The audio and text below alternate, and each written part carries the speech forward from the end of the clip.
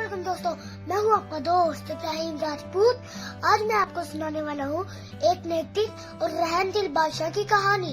दोस्तों, पुराने वक्तों की बात है कि एक बादशाह हुआ करता था और वो इबादतदार बादशाह हुआ करता था। वो लोगों की बहुत मदद करता था।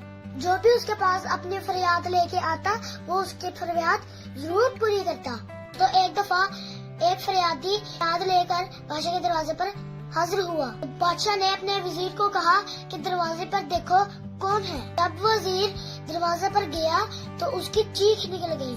तो वजीर ने फरियादी की जो फरियाद थी वो पूरी करी और बादशाह के दरबार आ गया। तो बादशाह ने पूछा कि आपने चीख क्यों मारी, तो मुझे आप परेशान लग रहे हो। वजीर ने बताया कि एक वक्त था, ये फकीर जो था मेरा बादशाह हुआ करता था और मैं इसका वजीर हुआ करता था। एक दफा इसके दरबार में एक फकीर आया।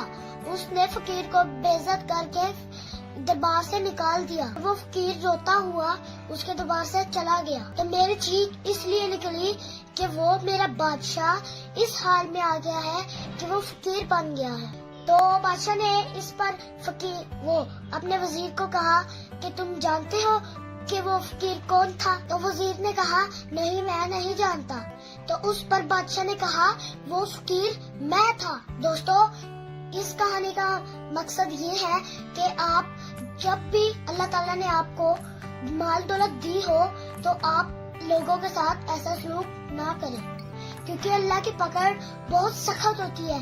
किसी भी वक्त अल्लाह सब कुछ छीन सकता है। दोस्तों, आज की कहानी आपको कैसे लगी? अच्छी लगी हो तो कमेंट्स में जरूर बताइएगा। तो आज वीडियो के लिए इतना ही, मिलते हैं अगले वीडियो में। तब तक के लिए अल्लाह हाफिज।